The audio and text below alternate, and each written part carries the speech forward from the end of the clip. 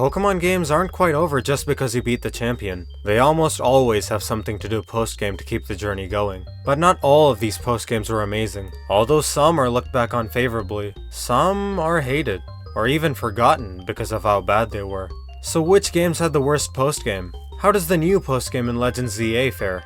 Let's take a look at every post-game in order to find out.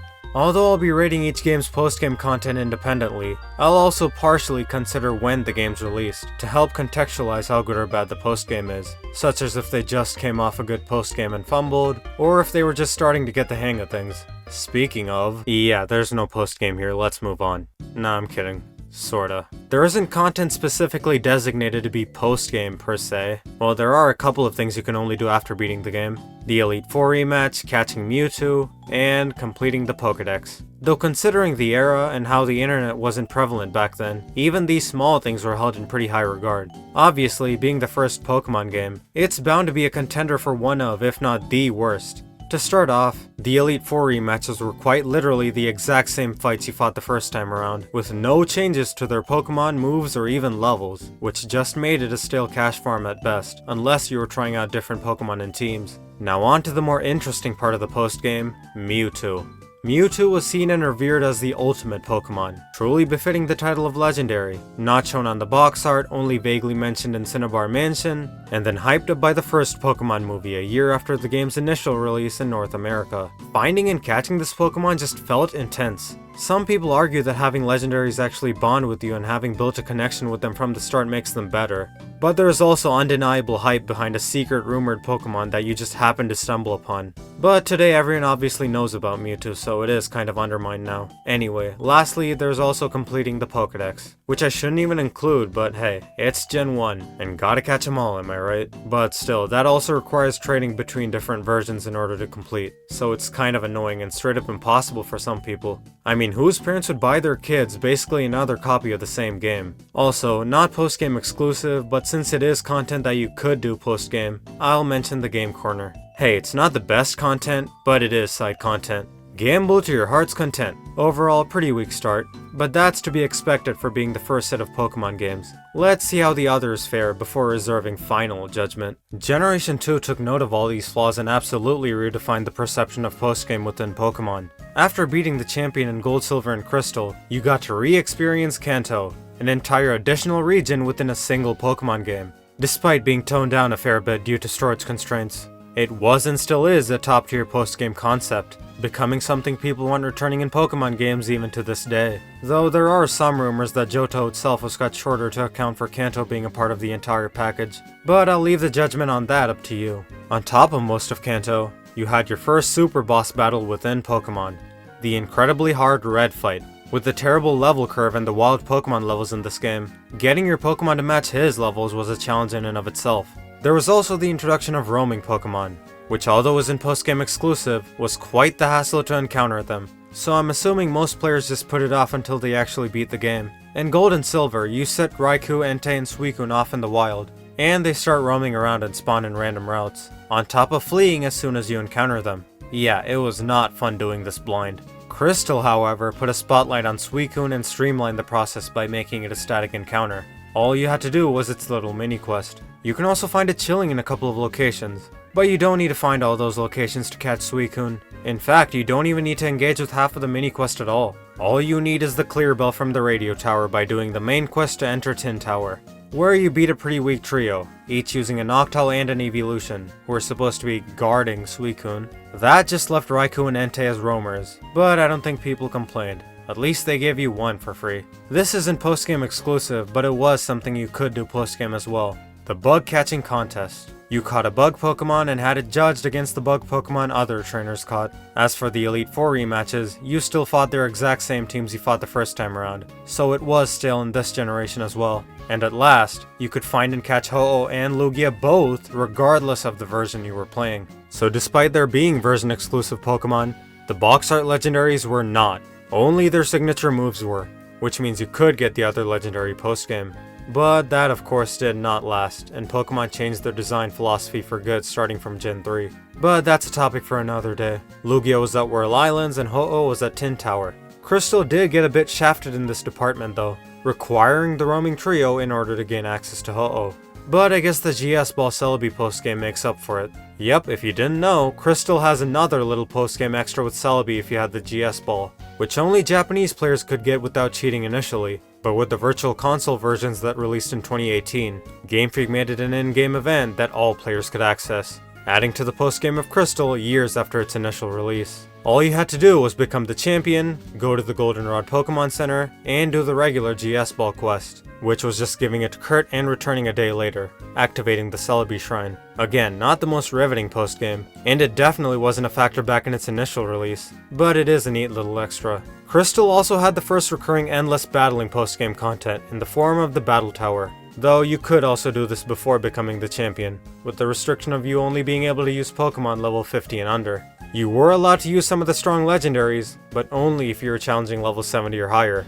It worked by entering 3 of your Pokemon and fighting 7 trainers in a row with healing between each battle. In this generation, all you won were stat boosting vitamins. Pretty basic, but it did set the foundation for future battle facilities. With all that being said, we're off to a much better postgame than Gen 1. In fact, it could still probably hold up in some capacity to some of the newer postgames as well, perhaps even being better than a few. I want to say it won't be one of the worst, but let's see how well the other postgames do first. Emerald deserves a separate tangent with how much more it added, so I'll start off by going over Ruby and Sapphire. First, the box art legendaries and Rayquaza. You could catch Groudon or Kyogre depending on the game in the Cave of Origin before becoming the champion, but for Rayquaza, you had to beat the Elite Four to find it resting on Sky Pillar. Then you could get Latios or Latias depending on your game version. Latios in Ruby and Latias in Sapphire. They were also roaming Pokemon, just like the legendary beasts. Same mechanics and all, including running away. You could also do contests. Those aren't post-game exclusive content, but hey, it's still pretty rich side content for the game. You could also try finding Mirage Island, but that's also not the most riveting post-game content. Then there's the Reggies. Get Relicanth and Wailord, go into the sealed chamber, follow the Braille. We all know it by now. Despite it being way more of a mystery back when it first came out, it's still a pretty fun side quest you could go through. And lastly, you had the Battle Tower. You took a boat to get to it after you beat the game, and you tested your battle prowess in either the level 50 mode or level 100 mode, where the strong legendaries were banned. Every 7 wins, you got a prize based on your streak of wins, awarding decorations and ribbons at the very end. Oh, and you could rematch the Elite Four, but they used their exact same teams again, so it's just whatever. Pretty solid lineup, nothing too crazy, but Emerald is what took it to the next level.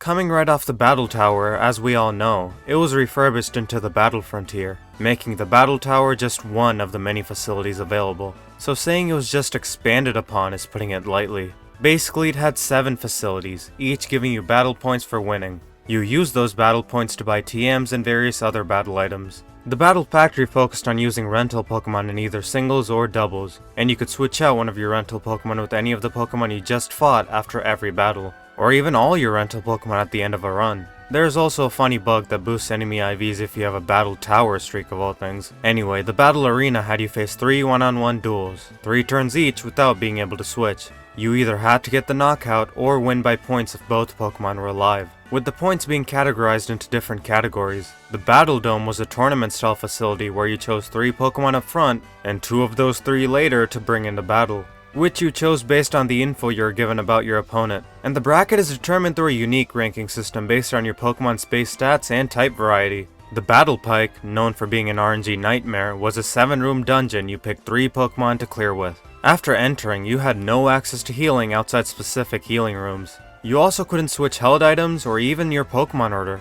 You traversed through 7 rooms with 3 choices in each, getting a vague hint about only one of the options. Each option led you to a room with a random event, which could be a battle, a status event, a healing event, nothing, or a difficult battle followed by a healing event. The status rooms were what defined this facility, with the freeze chance being a whopping 25%. Yeah, the status effects did not have equal odds. Fun fact, for your 9th run and onward, the regular battles become just as hard as the difficult battles. But the difficult battles still gave you the full heal, so they just end up being flat out worse. Speaking of RNG nightmares, the Battle Palace takes the cake. You entered your Pokemon in either singles or doubles, where you did not do the battling.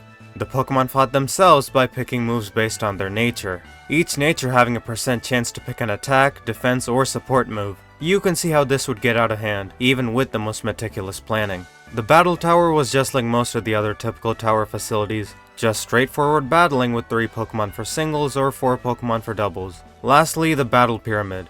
Have you ever gone through Rock Tunnel in FireRed without HM Flash? Yeah, that's basically this entire facility. It's a dungeon crawler where you pick 3 Pokemon to accompany you and go through 7 rock tunnel-like floors, looting items, encountering wild Pokemon, and defeating trainers to get hints about the floor. You start with no items, and can get up to 10 different items, up to 99 of each. Covering all the Battle Frontier had to offer is hard to keep brief, but it's important to highlight at least once, showing the depths and replayability of one of the recurring Pokemon endgame facilities. With all that being said, it is of course jam-packed and easily cements Emerald as having one of the best post-games in all of Pokemon, at least when it comes to battle diversity. But of course that's not all Emerald has. As for the legendaries, you could get Rayquaza at Sky Pillar anytime after getting your 8th badge. Groudon was at Terra Cave, where the guy in the Weather Institute says there's bright sunlight, and Kyogre was in Marine Cave, where that same guy says there's heavy downpour. By that, I mean despite them being static encounters, the caves themselves change locations periodically,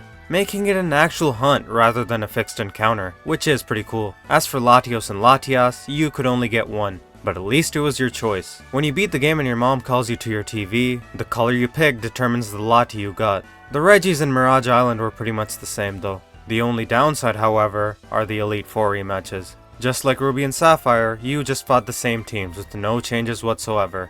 But oh well, the rest more than make up for this. Either way, I don't think it's a hot take to say this is the best postgame we've seen so far. Let's see if they continue getting better. Returning to Kanto, on top of just the Elite Four rematch and Mewtwo, FireRed and LeafGreen gave us a proper postgame segment.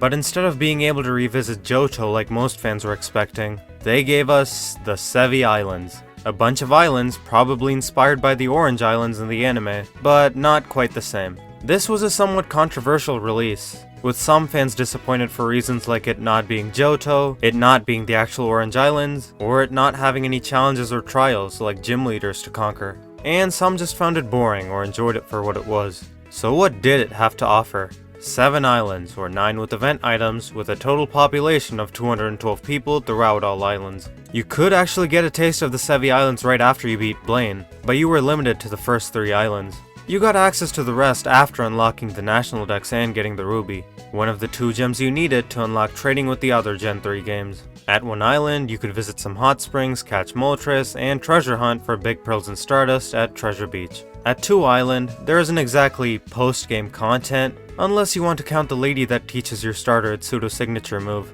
3 Island had a biker gang, the Berry Forest mini-quest, the Dunsparce spot, and the Berry Forest itself, where you got infinite berries. 4 Island held the daycare, Lorelai's home where you stacked up her plushies, the guy who gave stickers on your trainer card, and lastly, Icefall Cave, where you did part of the Team Rocket side quest by helping out Lorelai. 5 Island had Resort Gorgeous, where you could get money and other rewards by showing Lady Selphie the Pokemon she requests. Lost Cave, a looping dungeon-like place. Memorial Pillar, a place where you could honor the dead Onyx Tectonics, a Togepi egg, and lastly, the Team Rocket warehouse. This was a part of the main Team Rocket side quest, unlike the Lorelai bit, following the missing Sapphire. At 6 Island, you could find Ruin Valley, and within, the Dotted Hole, the place where you finally got the Sapphire. There was also the Pattern Bush, a zone for bug Pokemon, an NPC that judges the horn size of your Heracross, and the Empty Altering Cave. At last, 7 Island had a move tutor for Swords Dance, Savault Cannon and Tanabe Ruins where you did a little puzzle to unlock Unknown, a Chansey that healed your Pokemon by making them dance, and finally, the Trainer Tower.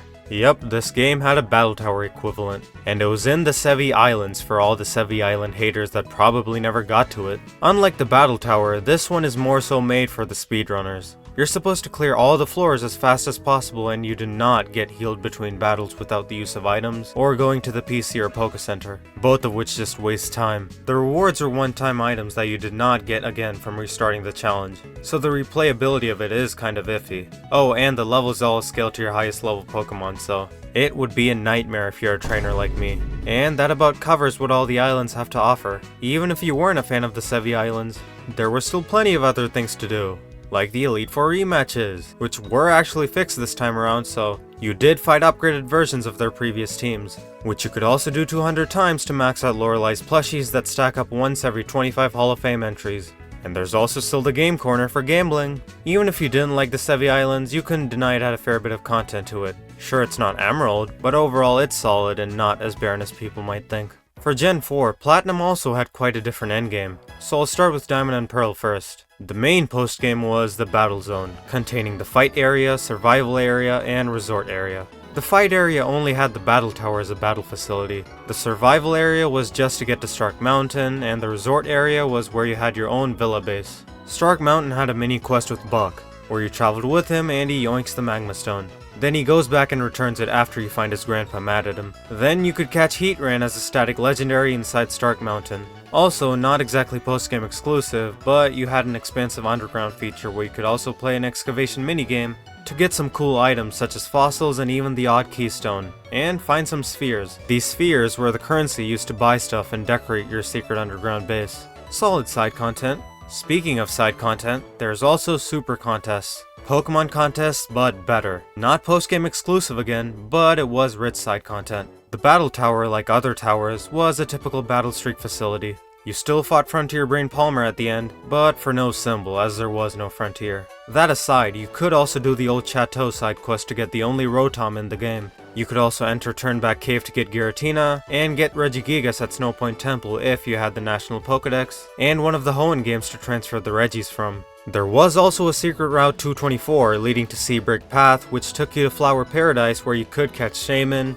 but too bad that's locked behind an event that can't be accessed anymore. As for roamers, they're in this game too, which I'll go over after this. But anyway, you could do the Canalave City side quest and unlock Full Moon Island, which got Cresselia to roam. And surprisingly, only Mesprit of the Lake Trio is a roamer, whereas the other two are just static encounters at their respective lakes. Once you talk to it at Lake Verity, it just starts roaming. You could also rematch the Elite Four, of course, but for some reason it's the same teams again? Why didn't they just learn from FireRed and have proper rematch teams? Overall, I mean, it's alright, but definitely a step down from the post-games we've covered from Gen 3, especially the absolutely monstrous Emerald. Again, all of this is subjective based on what you value more, but I found the new area expansions mostly just empty and pointless here. Platinum, however, definitely brought it around. First, let's start off with the most notable, the return of the Battle Frontier. They loved it, we loved it, everyone was happy. Since I already covered a version of the Battle Frontier to show its depths, I'll try to keep it short. The Battle Tower, Battle Factory, Battle Arcade, Battle Castle, and the Battle Hall. Also, unlike symbols, you fought for silver and gold prints here. For every facility, you got the silver print at the end of your 3rd run, and the gold print at the end of your 7th run. The Battle Tower was just the same as in Diamond and Pearl. The Battle Factory, similar to Gen 3, had you rent 3 of 6 Pokemon in either a level 50 or level 100 format every run, letting you swap one out each win, and the further you went in, the better the Pokemon got, so pretty much the same thing. But the Battle Arcade, the first new facility here, was pretty much just a refactored Battle Pike. Your held items were taken off, you got hit with a random effect before each battle, and you had to get through 7 battles per run. These effects include getting hit with a status effect, starting with weather being set, getting held items, enemies gaining levels, lowering your team HP, skipping the battle, and so on. The battles were basically the Battle Pike rooms, except instead of the illusion of choice, it's all just gambling. But the one difference is you got healed after every battle, so at least you didn't keep any lingering effects. The Battle Castle, on the other hand, was an actual proper new facility, where you managed your Pokemon through castle points you got per battle. Based on how well you battled, you got castle points you spent on healing, restoring PP, buying held items, previewing enemy teams, or even decreasing or increasing the enemy team by 5 levels. I don't know why you'd want to increase enemy levels, but there probably is some hidden tech there. Lastly, the Battle Hall was also another unique facility, sort of like a gauntlet. You also only did 1v1s, so you entered singles with 1 Pokemon and doubles with 2 Pokemon. For doubles, however, both Pokemon had to be the exact same? Kind of a strange requirement. You picked the type you wanted to face beforehand, and fought 10 battles per run, with each win ranking up the type you chose, making the Pokemon you face stronger and higher leveled. Each Pokemon builds its own individual streak, making for quite a bit of content and replayability if you decide to pursue this for multiple Pokemon. Battle Frontier aside, some of the Battle Zone got changed as well, with the Survival Area now having the Battleground where you could rematch gym leaders and rivals. Stark Mountain also got revamped quite a bit, having a whole post-game Team Galactic side quest with Looker and Karen. This time you teamed up with Buck to face off against Team Galactic's remnants, defeating Mars and Jupiter and stopping Karen from stealing the Magma Stone with the help of Looker. As for legendaries, Palkia and Dialga required having the national dex, then finding the adamant and lustrous orb at Mount Coronet, talking to Cynthia at the Celestic Town ruins, and heading over to Spirit Pillar. Roamers are also the exact same except for the addition of the Kanto bird trio. Articuno, Moltres, and Zapdos all roamed after you summoned them by talking to Oak at Eterna City, after getting the national dex. And lastly, proper Elite Four rematches with upgraded teams that they forgot about in Diamond and Pearl.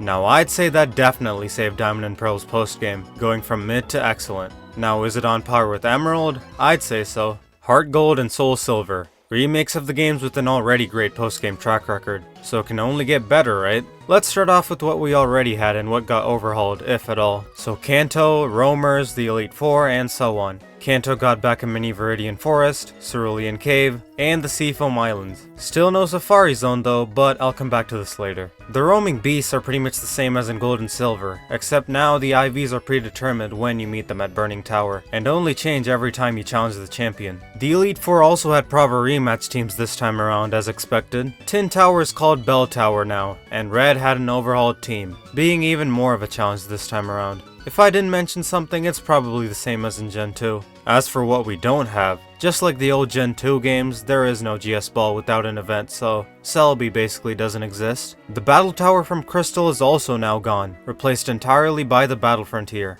which had its own overhauled Battle Tower, but since it's different, I'm mentioning it here. Now for everything new, Mewtwo. Now that Kanto had Cerulean Cave, it also had Mewtwo. It also had Groudon, Kyogre, and Rayquaza, but in a pretty questionable way. Groudon was for SoulSilver and Kyogre was for HeartGold, both within Embedded Tower. Sure, but to get to Rayquaza, you needed both Groudon and Kyogre, and from HeartGold and SoulSilver in particular, so you can't use Groudon or Kyogre from Gen 3, no siree. Like why? Why did they have to add this requirement? I don't even know. You could also make Latios and Latias roam by doing a side quest after resolving the power plant issue. And it's by none other than the Hoenn champion. Steven comes out to unlock Latias in HeartGold and Latios in SoulSilver. And of course there was the Battle Frontier, which was pretty much the exact same as the Platinum one, but hey, I'm not complaining.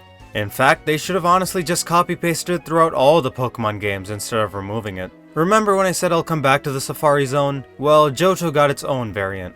And although not post-game exclusive, it takes so long and has quite a bit to it, which I already explained a fair bit in my previous video, so I'll try to keep the summary pretty short. Basically, it wasn't a regular Safari Zone. You had to create blocks that corresponded to certain Pokemon, and let them sit in specific areas in order to get some of the Pokemon there, with this process taking as long as over 100 days for some Pokemon. Not post-game exclusive again, but HeartGold and SoulSilver added the Pokewalker, the predecessor of Pokemon Go. You transferred a Pokemon from your game onto the Pokewalker and had to walk in real life to earn Watts. You could use these Watts on a Pokeradar or a dowsing machine to find Pokemon or items respectively. Using the Pokewalker, you could get up to 3 items and Pokemon at a time. Then there was the Pokeathlon Dome, which although not post-game exclusive, had quite a bit to it, so I'll consider it. It was basically just the Pokemon Olympics, but based on your Pokemon's innate stats entirely, rather than any external training like Eevee's. These stats were in the form of stars, with a number of star outlines corresponding to a Pokemon's max potential. Fun fact, Sunkern, the Pokemon at the lowest base stat total of all of HeartGold and SoulSilver, is one of the Pokemon that has the potential to have a 5-star rating for every category, among the likes of even Mew and Arceus. So what you did was enter your Pokemon in one of the 5 courses: Speed, Power, Skill, Stamina, and Jump, and these courses had 3 events each from a pool of 10 events. Each were just simple enough minigames, so I'll spare you the details. All you need to know is each event had certain stats it would check, each using either 3 or 4 stats. It was a pretty fun Mario Party-like minigame that you can mess around with, trying out your various different Pokemon. I know I can't mention this because you can't do this event anymore, but it's way too cool not to mention. There was a unique Arceus interaction if you had the special event Arceus, where you literally create Palkia, Dialga, or Giratina with its respective orb. And finally, you could also rematch gym leaders in this game, including the Kanto ones. Now that's a great post-game. Plenty of options for various kinds of players. It's definitely on par with Platinum and Emerald's post-games, even surpassing them depending on preference. Now for the polarizing Gen 5 games, they got a lot of flack overall. And for the post-game in particular, it was about not adding the Battle Frontier. But what did they add in place of it? First, you unlocked the southeast part of Unova, giving you access to a couple of new places. You had Marvelous Bridge, where the $500 Magikarp cultist of this region was. You had Black City or White Forest depending on your game, but you could also access the other one if you key swapped with the other game. But you also needed to either speedrun the game to get to the city or forest, or use the other game in Entralink to get visitors, aka the amount of people there to be able to battle. Having a bigger city or forest also unlocked the market in Black City, but there's no White Forest equivalent from what I'm seeing. The longer you took to get to Black City or White Forest, the more visitors just disappeared, so you better have known and gotten to it. Next is Undella Town, where you got dive for the Abyssal Ruins and fought Cynthia, the super boss of this game. Next, you could also go into the Abyssal Ruins, some hidden ruins near Undella Bay you could dive into for some pretty cool items like Arceus plates and relic ruins. But gameplay wise, it's just the same little minigame, so not exactly something most people sink time into for long. There was also a Team Plasma side quest, where you had to track down and capture 7 Team Plasma sages all throughout Unova, which is something that just naturally happens as you do the rest of the post game. You could also get the trainer card stars by doing their challenges, but that's not exactly content, more so than a checklist. Lastly, you had the Relic Castle's secret chamber, where you could get a level 70 Volcarona. Oh yeah, there were also Pokemon musicals, which I have heard no one talk about. Let me know if you actually played this mode or like it. It's something like contests, where you had your Pokemon perform and get judged. Not post-game exclusive, but decent side content that wasn't battling. Now for the battling, there's a few. First, you had Challenger Cave open up to you, but it's another one of those horrible caves you need Flash to see in. And Surf to get around, but that's way less egregious. Anyway, you got a bunch of rare items, the TM for Stone Edge, and a bunch of elemental gems. There were also a few trainers that progressively got harder the further in you went. Overall, a solid dungeon experience you could farm useful items from. Then you had the Royal Unova, a cruise you could only board after getting the National Dex and paying 1,000 Pokédollars. You get an item for beating everyone depending on the day, and the departure time changes based on the season, which is pretty cool. You could also battle Charon on Route 5 every weekend, and Morimoto in the Game Freak building. As for the Battle Tower equivalent, it was the Battle Subway, which had a regular version you could complete before the post game, and a super version you only unlocked after completing the regular version and getting the National Dex. Lastly, you also had the Elite Four rematches, which let you actually battle Champion Alder this time around instead of N.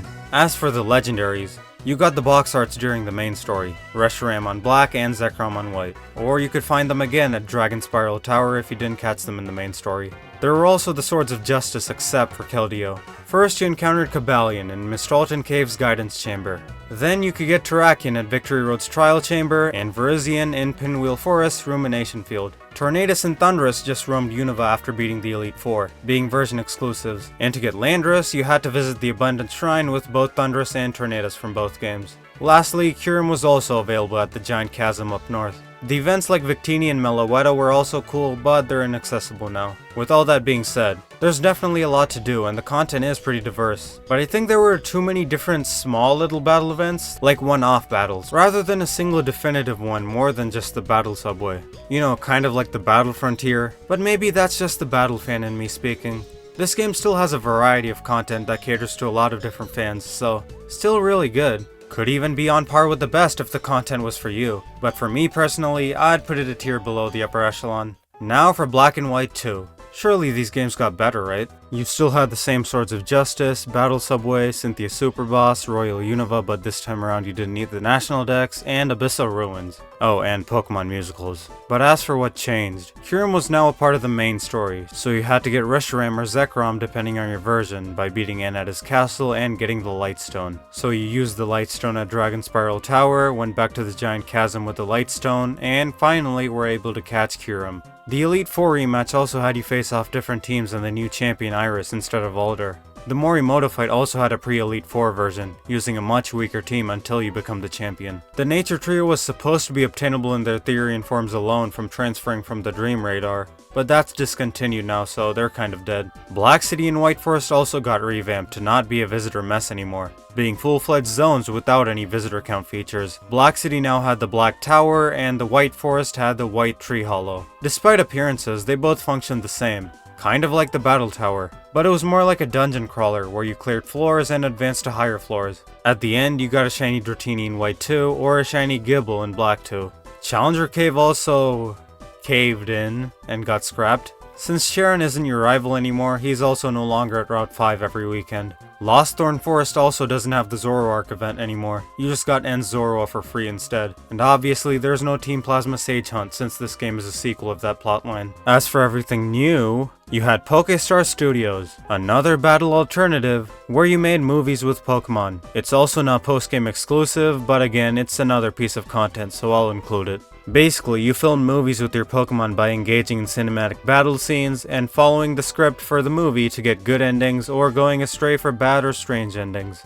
The better your movies did, the more profits you grew, fans you got, and even Team Plasma grunts you converted. There was also Join Avenue, a massive expansive tycoon you grew and developed over time. I already explained its intricacies in another video, so I'll leave it at that. You also had hidden grottos you could get items and Pokemon with hidden abilities in. These are scattered all throughout Unova. Fun fact, there's also a bug with repels running out just as you're about to exit, preventing you from leaving unless you walk back. Since you started off in a different location, the starter black and white towns and routes are now post-game locations. There used to be some memory link features with the black and white save where you could see some lore and get En's Pokemon, but with Nintendo's Wi-Fi connection down, that's not a thing anymore. Nimbasa City also now had a Battle Institute, which was another post-game battle facility that was similar to the Battle Tower or Subway. You fought 5 battles in a row called a Battle Test, with set level 50 Pokemon against Battle Subway trainers. You also had a scoring system based on your performance, which was used to display on your trainer card. Then there was the medal system, where you got medals for completing various different tasks similar to the checklist trainer card stars. And there's the Pokemon World Tournament, where you faced many important trainers in a tournament-style competition to see who prevailed. You won BP, which could buy PvP items and some neat TMs. But rewards aside, this was really fun replayable content, since you got to face off actual prevalent trainers instead of NPCs. There was also the Nature Preserve, but that was really post-game, requiring you to see all the Pokemon in the Unova Dex to even access. Once you were in though, you were able to encounter some rare Pokemon and even a shiny Haxorus. Lastly, there were a lot of new legendaries you could encounter. You could get 2 of the 3 Reggie trio in either game, Regirock and Registeel in Black 2, and Regirock and Regice in White 2. To get the missing one, you had to pass on the key to the other game through Unova Link, and only with all 3 could you get Regigigas at Twist Mountain. Latios and Latias were available in the Dream Yard as well, Latios in Black 2 and Latias in White 2. You had to chase it down until it decided to fight you, so if you went into this blind, it was hard to know when to save or when you'd encounter it. But it still does beat roaming throughout the entire region. Catching it also gives you the Soul Dew, their signature held item. You're also capable of getting Heatran by getting the Magma Stone just chilling in Route 18, and entering a specific cave in Reversal Mountain with it. Cresselia is also available by getting the Lunar Wing in the house near Reversal Mountain, and taking it to Marvelous Bridge. Then there was the Lake Trio, who you triggered at the Cave of Being to then find Uxie at Nacrene City, Mesprit at Celestial Tower, and Azelf at Route 23. This is a pretty good step up from Black and White, despite some of the very few losses. Although there wasn't as much battle variety as the Frontier provided, I still think the other features definitely make up for the loss there. But I still don't think it quite has enough replayability for me to put it on par with HeartGold, SoulSilver, Platinum, and Emerald personally. I don't know, maybe it is. But I'll keep it here for now. This will end up being different for everyone depending on what you prefer. Whether you're someone who favors replayability, the battle aspect, or the extra side content that makes the world feel more alive. X and Y always get flack for their post-game, but how bad could it be? Let's find out. First, you unlocked one new city, Keyloud City, which had the Friend Safari, the Battle Maison, and your final rival battle. The Friend Safari was just an iteration of the Safari Zone, so nothing too special there. And the Battle Maison was this generation's battle facility, which functions similar to the typical battle towers. But this time you fought Battle Chatelaines, special trainers that used a set Pokemon team but in a random order. There were 4 different ones depending on the format, and beating the final Chatelaine battle on the 50th floor was how you got the commemorative monument, which makes it a total of 200 battles to finish it entirely. There was also the Battle Chateau, where you could fight Nobility, the Elite Four, and Gym Leaders. You defeat trainers and get points based on the rank of who you defeated, until you get promoted all the way to Grand Duke or Duchess. Then Professor Sycamore upgraded your Mega Ring and gave you access to all Mega Stones. You also had the side story leading up to this battle, but you're kinda forced in it, so is it really post-game content you sought out to do? You also had the Looker's side story, which people really seem to enjoy, despite it being kinda short. It started off with a basic fetch quest, but it got into a pretty nice story involving Looker and an Elite Four member, and semi-concluded Looker's character arc pretty nicely as well, so that's a positive. You also got Shauna's starter. Is this the first time you could get another starter within the same game? There was also the Poke Radar, but that just helped find some Pokemon in shinies through chaining. Not exactly post-game content unless you're a shiny hunter. Now for legendaries, the Kanto trio were roamers in this region, which oh boy was a pain. You only got one bird per save, and the bird you got corresponded to your starter choice. But the worst part was, as a roamer, you had to find the bird a bunch of times before being able to catch it. The first encounter is guaranteed. After that, you could just view its location through the Pokedex, right? Yeah, you're right. Now use it to hunt down your bird 11 more times. After chasing it down 11 times, it'll settle in Sea Spirit's Den, where you could finally catch it. You also had Mewtwo in Unknown Dungeon, which is just a static legendary, so a lot more straightforward. You could also get Zygarde at the bottom of Terminus Cave as a static legendary. Kind of anticlimactic, but that's what you get when there's no Pokemon Z, I guess. And yeah, that's about it though. I guess it's not as bad as Gen 1 or people make it out to be, but that's all I can really say. I don't think it's better than any of the other post games, especially for when it came out. It's no wonder people don't consider this game to have a post game, especially after coming from the previous games. Now for the Gen 3 remakes. They were just remakes of Ruby and Sapphire, so let's see how much was overhauled and how much holds up. For starters, hunting the roaming Latios or Latias was now replaced with roaming with Latios or Latias. You could do this to fly around and find a bunch of other legendaries through the soaring mechanic.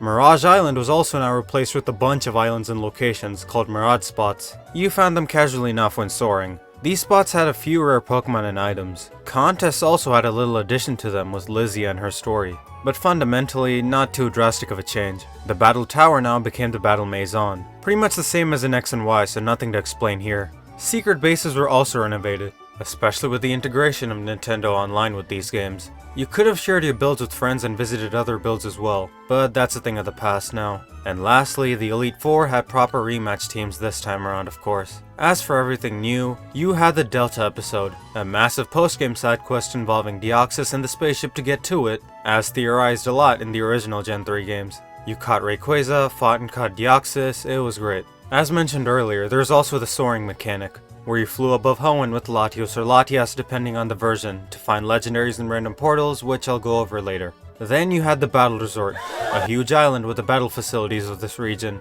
including the Battle Maison. Well, more specifically, just the Battle Maison in terms of actual battle facilities. The rest is kinda just a daycare, stats judge, move tutors, the grunt couple, and a Whismur minigame. Kinda underwhelming for a battle resort, but alright. Now for the legendaries, the real convoluted part. The box art legendaries were obtainable in the Cave of Origin while doing the main story, or post-game after beating the champion if you didn't catch it already. The Regis were the same as in Gen 3, so nothing new there. It was easier due to the prevalence of the internet though, so the impact here isn't quite the same as what it once was. Now as for the rest of the legendaries, you had to find the appropriate Mirage spots for each using the soaring mechanic, then interact with the Hoopa portal there. Heatran was at Scorched Slab, where you also had a Flannery cameo. You got Ho-Oh and Omega Ruby and Lugia and Alpha Sapphire by finding the scanner in Sea Mauville and finding the portal after receiving the Clear Bell or Tidal Bell. The legendary beasts were also available after getting Ho-Oh or Lugia in the Mirage Spot Trackless Forest, but the beast you got depended on the minute of the hour you enter the Mirage Spot. The first 20 minutes of the hour was for Raikou's portal, the next 20 minutes for Entei's, and the last 20 minutes of the hour for Suicune's portal. And that's just the start of the time shenanigans. For the Gen 3 Lake Guardians, you had to find the Mirage Spot Nameless Cavern, which only appeared if you had 3 Pokemon with max friendship. And after you found Nameless Cavern, Mesprit was available from 4 AM to 8 PM, Uxie was only available from 8 PM to 9 PM, and Azelf was available from 9 PM to 4 AM. Why was Uxie just an hour? I don't know. After catching all 3, you could get Palkia and Omega Ruby or Dialga and Alpha Sapphire at the massive dimensional rift near Dewford. That same rift also held Giratina if you had both Palkia and Dialga on your team. Cresselia was also available at Crescent Isle, a Mirage spot that had a rare chance of appearing each day south of Evergrande City. For the Sword of Justice trio, you needed 3 Pokemon with max EVs. As in not just one stat, you physically should not be able to raise them anymore. Only then would the Mirage Spot Pathless Plane reveal itself. You could get Virizion on Monday and Thursday, Terrakion on Tuesday and Saturday, and Cobalion on Wednesday, Friday, and Sunday. You could also get Reshiram in Omega Ruby and Zekrom in Alpha Sapphire if you had a level 100 Pokemon in your party, with their Mirage Spot appearing at Fabled Cave near Mauville. And if you had both, you could get Kyurem at Gnarled Den, a Mirage Spot near Fall Arbor Town. As for the Nature Trio, you needed Castform in your team to have a Storm Cloud appear above Fortree City, where you got Tornadus in Omega Ruby and Thundurus in Alpha Sapphire. If you had both, you got Landorus in that same spot. Yeah, that was a lot of legendaries. And with really strange requirements too, which I'm not sure if the game explained in any means like the Reggie Trio, but legendaries do seem to be the bulk of the post-game content, so I'll have it around the middle for now. Generation 7 is one of those games with the sequel version, so don't expect too much from the post-game just yet. I'll start off by mentioning Sun and Moon's unique Elite Four rematch system, where you're actually acknowledged as the champion and forced to defend your title, which means the challenges are actually different each run, making it way more fun and a lot less stale. You then had the post-game Ultra Beast side quest with Annabelle and Looker, where you tracked down the various Ultra Beasts and got a teaser for Necrozma at the end, which you'd think would be for Ultra Sun and Ultra Moon, but you can still get Necrozma in this game. There was also a mini side quest for Zygarde, where you had to actually hunt down each cell to complete Zygarde, unlocking the 10 and 50% forms along the way. You could also use the Pokefinder, not post-game exclusive, and it was like a Pokemon Snap minigame that only gave you a trainer passport stamp, I believe, so not all that enticing unless you like that gameplay. Also not entirely post-game, but there was the Festival Plaza, a huge Join Avenue-like Tycoon side content that you could grow and develop. You also got the Eevee Z by chasing down trainers throughout Alola that use the evolutions and returning to the thrift store manager. As for the battle facility in this game, you had the Battle Tree, which is basically just the battle tower of this generation, but featuring more prominent trainers occasionally, so it did spice it up a bit. First you did the normal course, which had you face off against red in singles or blue in doubles. After that, you unlocked the super course, which was an endless gauntlet of trainers that featured Cynthia, Annabelle, and some other prominent trainers. Also, the Battle Tree used random teams with various different Pokemon and move combinations rather than set pools, so it was a lot more refreshing and less repetitive. But before that, you had the Pony Gauntlet, a new area you unlocked with a bunch of new Pokemon and tough trainers. Another non-post-game exclusive feature, there sure are a lot of these. You also had the Battle Royale Dome, which is also another battle facility. You face off in 4v4 battles and climb through the ranks to face off against Kukui as the Master Royale once you hit Master Rank, winning you the Battle Royale ribbon. There were also a lot of extra battles, somewhat akin to super bosses but not quite that caliber, such as Morimoto, the Trainer School Principal, Faba, Guzma again, Sina and Moon and Dexio and Sun, Mina again, Red or Blue, and even Annabelle at the start of the Ultra Beast quest. Also, beating Sina and Dexio gave you the Keystone, which allowed you to Mega Evolve in this game. Now for the legendaries, like I said earlier, you could also get regular Necrozma in this game, who was at 10 Carat Hill after the Ultra Beast quest. Tapu Koko was at the Ruins of Conflict, where Lily takes you after you beat the game, Tapu Lele was at the Ruins of Life, Tapu Bulu at the Ruins of Abundance, and Tapu Fini at the Ruins of Hope. As for rematches, overall pretty solid, but of course, Ultra Sun and Ultra Moon were the real winners. People seem to believe Ultra Sun and Ultra Moon barely changed Sun and Moon. And well, they are right, to an extent. The post-game is exactly where most of the changes happened. So when reviewing post-games, that's all I'm concerned about. But because they're so similar, if I don't mention something, it's probably because it's the same as in Sun and Moon. To start off, the post-game story shifted from the Annabelle and Looker quest to episode Rainbow Rocket, where you went and took down the evil teams of every generation, united under Team Rocket. Facing off against every villain with their generation's respective legendary was pretty cool, I will say. As for the Ultra Beasts, that was a mini side story now, with the Ultra Recon Squad. There was also a little side activity, the Alola Photo Club, where you took pictures of your Pokemon and decorated them. You could also collect totem stickers throughout Alola to get giant totem Pokemon, which although not entirely post-game exclusive, the last few stickers were. Also not post-game, but Mantine Surf was a fun little minigame that you could sink extra time into occasionally. And the Pokepelago, I guess, but that's more just occasional management. The Festival Plaza also now had the Battle Agency, kind of like the Battle Factory where you rented out Pokemon to use and battled for BP. It's a welcome Battle Facility addition, considering how much they've been one-dimensional for a while. The Battle Tree also had some new trainer additions, such as Guzma, Kukui, and even Lily. Also, the regular mode there did not have level restrictions or legendary bans. Either they thought it was too hard for a normal mode, or they wanted a true free-for-all. Now for the legendaries. Cosmog and Tapus were basically the same, but as for the others, you now had the massive wormhole system, which let you catch almost every legendary from older games, being even more expansive than Omega Ruby Alpha Sapphire and Black 2 and White 2. They had white, red, blue, green, and yellow wormholes. The white ones had a couple of Ultra Beasts, like Nihilego, Xurkitree, Guzzlord, Buzzwole and Kartana in Ultra Sun, and Pheromosa and Celesteela in Ultra Moon. The green wormholes had the Swords of Justice trio and Mewtwo in both games, Raikou, Dialga, Reshiram and Xerneas in Ultra Sun, and Entei and Zekrom in Ultra Moon.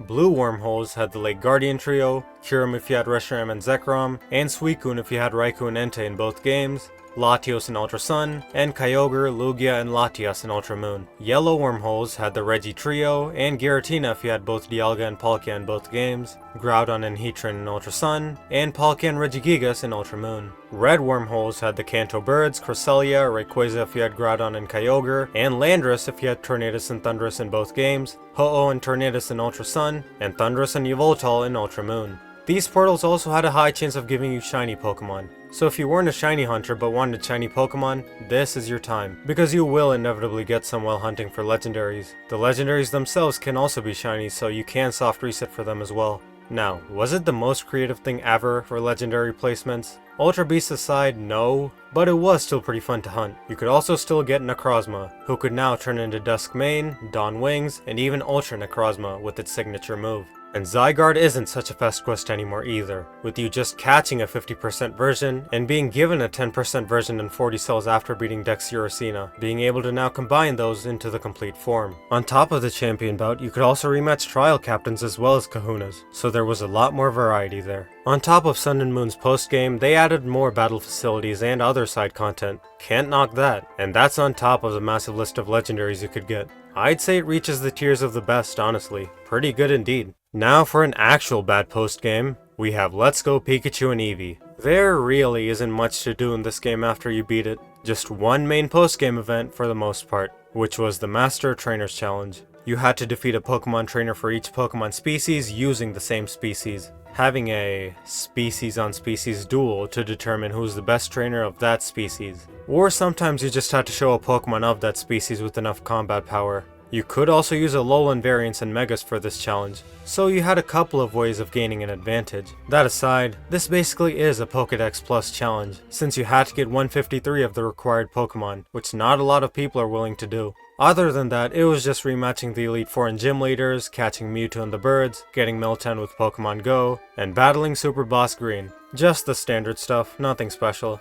I'm putting it down there. Generation 8 is a bit tricky because the DLC can technically be considered post-game, even though you could play it before beating the game. And it's also not a part of the base game, and does cost extra to access. To start off, you had the post-game quest where you fought Swordward or Shieldbert, who claimed to be descendants of the heroes of the Box Legends, took down a bunch of Dynamax Pokemon, and at last caught your version's Box Legendary, whereas Hop got the other. And you two duke it out legend versus legend. Pretty cool concept, I will say. And Charmander was also available in Hop's room to let you have your own Dynamax Charizard. You also had Camping, which was a cooking minigame, which had its own curry decks that you could fill out by cooking a variety of dishes. A decent piece of side content outside of battling. Now for the battle facility of this generation. You had the Battle Tower again. Pretty much the same as the typical Battle Tower, except you had tiers you ranked up through, and fought Leon at the end of each tier, so that was pretty cool. As for legendaries, you already catch Eternatus in the main story and your box legendary in the epilogue quest, so there is no more left.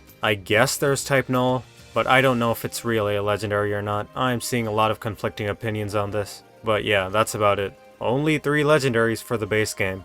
Great. But the main post-game loop was the max raid dens, where you farmed raid dens for rare items and better Pokemon. You also had the usual Elite Four and Gym Leader rematches, pretty standard for Pokemon now. But since the Elite Four challenge in this game was more of a tournament, the rematches were too, with you inviting who you wanted to participate, including various gym leaders and other trainers, including Hop with his legendary, which all added more spice to the regular mundane Elite Four gauntlet. But I guess that's about it. Better than Let's Go Pikachu and Eevee, I guess. But is there really more praise I can give it? Especially given all the Pokemon removed. But of course, that's what DLC is for, right? Let's see all that the DLC added. In the Isle of Armor, you got over 100 more Pokemon available, and not all that much content, honestly. Pokemon aside, you only had the new zone, which was the Isle of Armor. In it, there was the Battle Dojo, where you did a questline with Master Mustard to then train Kubfu in the Tower of Darkness for Urshifu Single Strike, or the Tower of Waters for Urshifu Rapid Strike, which takes like 20 minutes, it's really not that much. After getting your legendary evolved, you could then fight Mustard as a super boss, where he used his own Gigantamax Urshifu. You could also make Max Soup to feed Pokemon that had Gigantamax forms. There was also a Diglett side quest that had you track down 150 Alolan Diglett for different Alolan Pokemon. You could also now use Watts to upgrade the dojo, unlocking various upgrades, and even a cutscene at the end. Yeah, that's definitely worth it. You needed 3 million watts for this, by the way. There was also a crafting-esque feature, the Cram-O-Matic. You used 4 items to produce some guaranteed items or an item from a pool of items for the recipe. As for battle facilities, you had restricted sparring, which was a battle mode where you used a mono-type team in a battle tower-esque format. You can only get healed twice in the challenge, but the challenge only consists of 5 matches until it's considered complete, with anything after just being for higher records. So far, underwhelming. But if you consider it as a part of Sword and Shield, the postgame finally starts to look decent. But we're not done yet, we still have more. The Crown Tundra. Now this is where the postgame turned around. You had the Crown Tundra region with 70 more Pokemon this time, and a good bulk being legendaries. In fact, most of the DLC, including the main storyline, had to do with catching different legendaries, such as Calyrex, the Regis, and the Galarian birds. You could do the batches in any order too, making the quest more dynamic rather than linear progression. Depending on where you planted the carrot seeds you got, you could get either Glastrier or a Spectrier, to which Calyrex then fuses with, to become either Ice Rider or Shadow Rider Calyrex. Once getting the regular Regis, Regice, Registeel, and Regirock, you could get either Regieleki or Regidrago. As for the Galarian birds, you trigger them to make them roaming Pokemon again. Yup, Game Freak returned to roamers, something I'm sure many of us asked for. Articuno at Crown Tundra, Zapdos at the Wild Area, and Moltres at the Isle of Armor. Once you finished a batch, you reported back to Peony and completed a part of that quest. After finishing all 3 main quests, you unlocked the Ultra Beasts and at last Necrozma. Main quest aside, once you had all the Regis, including Regieleki and Regidraco, you could encounter Regigigas as a max raid boss. There's also a side quest from Sonia, where you tracked the footprints of the Swords of Justice, caught them, and unlocked Keldeo. Now for the main endgame loop. You unlocked Dynamax Adventures, where you traverse through a dungeon-like cave with others to get legendaries from previous games. Players still farm them to this day for shiny legendaries in Generation 9. There's also an endless mode where you kept going past the legendary until you lost, but most people just do regular Dynamax Adventures instead because, well, that's just more rewarding. Another battle facility was the Galarian Star Tournament at Rinden Station, which was a multi-battle tournament you entered with either Hop or Marnie. Once reaching the finals, you battled either Leon and Raihan or Piers and Raihan, causing the end credits to roll again. And the more times you won here, the more partners you unlocked. Now, if you consider all of that as the post-game, it is undeniably really good. But at the same time, it is DLC, and it's technically not post-game, considering this was all stuff you could access and do at any point in the game. Yeah, I'll just have it as one of the worst. Now, for Brilliant Diamond Shining Pearl. The remakes of Diamond and Pearl, not Platinum. Which means it took the postgame of Diamond and Pearl and not Platinum, so the Stark Mountain quest did not have the extended Looker and Karen quest. It was just Buck. There was also no Battle Frontier, of course, just like in Diamond and Pearl. You only had the Battle Tower, which was the exact same. But they did expand upon the underground part of Diamond and Pearl, with there now being habitat rooms called hideaways, where you could actually directly catch exclusive Pokemon in. There were also new Pokemon added after unlocking the National Dex. You could also dig walls to get statues to place in your secret base. These statues had different rarities and types that boosted certain Pokemon rates at hideaways. There were also more items you could dig up, more stuff you could buy with spheres, and a lot of other additions. You could also join others online to dig together, explore the underground, or visit each other's bases. Actually, pretty nice changes. Now as for what's different, you now had Ramanas Park over Pal Park, where you could catch a lot more legendaries. It only unlocked after seeing all Pokemon in the Sinnoh Dex, and it used shards you dug up from the underground. You traded those shards for slates and used those slates in different caves across Ramanas Park, each for different legendaries, such as the Regis, legendary birds, legendary beasts, Ho-Oh, Lugia, the Weather Trio, and Mewtwo. A lot of the latter did require catching the former in order to obtain their slates. But apart from that, it's pretty straightforward and not exactly creative. Kind of like Ultra Sun and Ultra Moon, but worse. Since this game had you mining away underground rather than traveling through space-time, it became a lot more tedious of a process in my opinion. But either way, it is nice to have. The Elite Four and Gym Leader rematches were also a lot harder, with their teams having competitive held items, max IVs, EVs, everything, making them much harder than even Platinum. It's solid, it took the foundation from Diamond and Pearl and added a bit to it, though I wish it was more. It would have been better if they just took from Platinum or added more rather than just being a one-to-one faithful remake, of course, but oh well, it's alright I guess. Pokemon Legends Arceus, on the other hand, I can say I had a pretty good postgame. After the credits, you start the postgame story right away, seeking out the clan treasures from Adamant and Irida for Dialga and Palkia's origin forms. Now for the actual postgame quest, you worked with Volo to do Kogita's quests and obtain the rest of the Arceus plates, which involved catching out their legendaries. It's kind of nice that they incorporated this into the main story this time, rather than have it just be a lazy and uninspired grind. You could also do these quests in any order, except for the Temple Giant, which required some other quest plates to do. The Fist Plate was behind a Commodore rematch, the Lake Trio gave the Draco Plate, Heatran for the Iron Plate, Cresselia for the Dread Plate, and lastly, Regigigas for the Blank Plate, which required you having the Stone, Iron, and Icicle plates, corresponding to the Regi types, makes sense. After all that, Kogita gave you the Pixie Plate,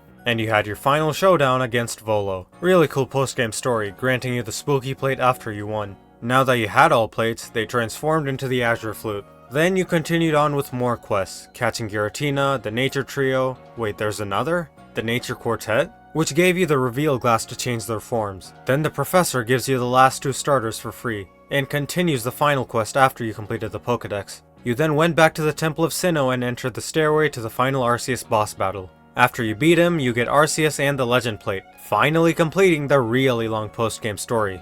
Now that's how you do a postgame story. They really improved upon the Delta episode and integrated the story and postgame content seamlessly. Also, if you had Brilliant Diamond or Shining Pearl, you could do the Darkrai quest, and if you had Sword or Shield, you could do the Shaman quest. You also had a few other things you could do, though not all necessarily postgame exclusive. You could rematch the Noble Pokemon aiming for fast clears, battle at the training grounds, rematch Arceus at the Eternal Battle Reverie, which is basically the battle tower of this game, the Path of Solitude or Tenacity challenges, where you fought with singular Pokemon or rematched important trainers from the story respectively, and lastly, massive mass outbreaks, which let you shiny hunt easier. Pretty hefty postgame, probably the best the Switch games will have to offer even with DLCs.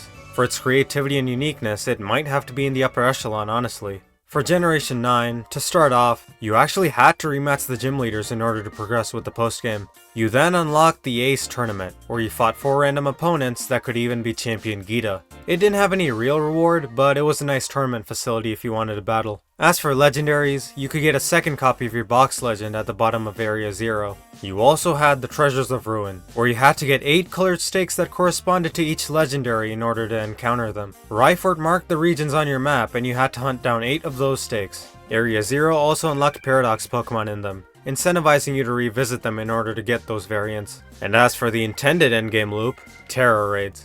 Game Freak wanted you to farm these, particularly the 6th and 7th star raids to farm Terras for Pokemon. And since each raid only gave 3 to 6 shards pre-DLC and special events, this was the major time sink of the postgame. It got super monotonous real fast. There is also the picnic system and outbreaks, I guess. Yeah, the Switch games are really not known for their postgames. Oh, how I miss Legends Arceus' postgame already. But wait, we have the DLC to fix that. For the small price of $35, and they upped it from Sword and Shield already. Since this is barely considered post-game, I'll try to speed through the content. The Teal Mask added the Kitakami region, a new zone where most of the DLC content happened. Then you had the legendary Pokemon Ogerpon in its main quest, other new Pokemon, old Pokemon. There was also a photography side quest that led to the Blood Moon Ursaluna fight. You also had a minigame where you rode the box legendaries and popped balloons for Mochi. And there was a Kitakami Ogre Clan challenge where you fought 8 tough trainers across the region. I can't tell if it's because I didn't go into too much detail, but that sounds really underwhelming so far honestly. But hey, there's still one more DLC. The Indigo Disc added the Blueberry Academy Underwater, which is pretty cool. It was a massive dome called the Terrarium, with different biomes inside of it. There were of course new Pokemon, old Pokemon, everything inside these biomes, but some were locked behind biome upgrades. As for the main content, you had to challenge the Blueberry Pokemon League, facing elites of the Academy per biome, kind of like gym leaders or more like Elite Four members of the biome. But you had to do a little elite trial before you could challenge them, like taking a quiz or only using Pokemon caught in the terrarium. After beating all 4, you got to face Kieran, who was basically the champion of this place. Pretty cool actually. Kind of a mini region, you could say. That aside, there was the customization in the League Club Room, Blueberry Quests, the Snacksworth Legendary Hunt, the Synchro Machine, which let you play as your Pokemon, and Box Legendary Flight. Yeah, this DLC's great. It would actually go up there if it weren't all carried by DLC, which isn't even really post-game, so would it really? Either way, I'm not rating it with the DLC, so down it goes. Now for a brand new game that just came out, Pokemon Legends ZA. Can it live up to the expectations set by the first Legends game Arceus? Let's find out. In this game, the primary post-game loop is the Infinite ZA Royale. You enter the battle zone at night, earn enough points for a challenger ticket, and trade that ticket for a rewarding battle, which gave you items like bottle caps or even master balls. This basically functioned as the battle tower, or battle facility of this region, but you could only get one challenger ticket a night, so you had to sit through, grind those, and then be able to take on the Infinite ZA Royale, making it kind of a double grind that was slightly annoying. You then also have Maple's quests, which you could work to complete like a checklist. There's also a bunch of side quests, which although not entirely post-game exclusive, were a lot, and do add up to be quite a bit of content. Wild Zone 20 is also a new Wild Zone area unlocked for you, unlocking a bunch of new Pokemon and more Alpha Pokemon. Then you could find Screw collectibles across the map that unlocked plushies that gave you permanent buffs for EXP, money, and other mechanics. Another battle facility is the Battle Restaurants, which there were 4 of, each being battle gauntlets with different formats. The 1-star full course at Lana was a course where you fought 3 trainers with no healing or items, and charged 3,000 to take it again. The 2-star course at Laya made you fight 5 trainers in a row without heals or items, with the price hiking up to 15,000 for another course now. The 3-star course at Lawao now made you fight 10 trainers in a row, still no healing or items, with the rematch costing 100,000. But the rewards included 10 Pearl Strings, so you technically made back exactly what you won. Lastly, the high rolling course was where things got different. You fought 5 trainers who used teams of Evolutions, Flying, Rock, Bug, Electric, Steel, and Ghost level 50s. You also had to fight them in a 1v3 format, only being able to send out 1 of your Pokemon at once against the opponent's 3. The rematch is only 30,000 this time, giving you a seed of mastery for completing it. As for the legendaries, you only had Xerneas, Yveltal, and Zygarde in typical Switch Pokemon game fashion it seems. You had to follow the questlines, the one that gives and the one that takes. And you had to catch them both. If you didn't, it forced you to redo the battle. After catching both, you fought Lysander, and followed through the To Keep the World in Balance quest, fighting Zygarde in its various forms. At last you unlocked Mega Zygarde, as well as the ability to use it in any of its forms. I mean, if you consider all of the missions and stuff, sure, you could say it's a lot, but only a few of them are really post-game exclusive, right? Or perhaps I'm making the call too early, I'm not sure. Correct me if I'm mistaken here, but for what they actually designated as post-game content, it's kind of weak in typical Switch Pokemon game format. Looks like Legends Arceus still remains the one exception. And that covers it all, I hope. With all that I covered, I'm bound to have missed something. Or a lot of things. Let me know if I missed anything too drastic. Perhaps even something that changes my perception of the postgame entirely. But for now, it's not a definitive downward trend, but a lot of the newer releases do tend to be more underwhelming than what you'd expect coming from the older post games excluding DLC.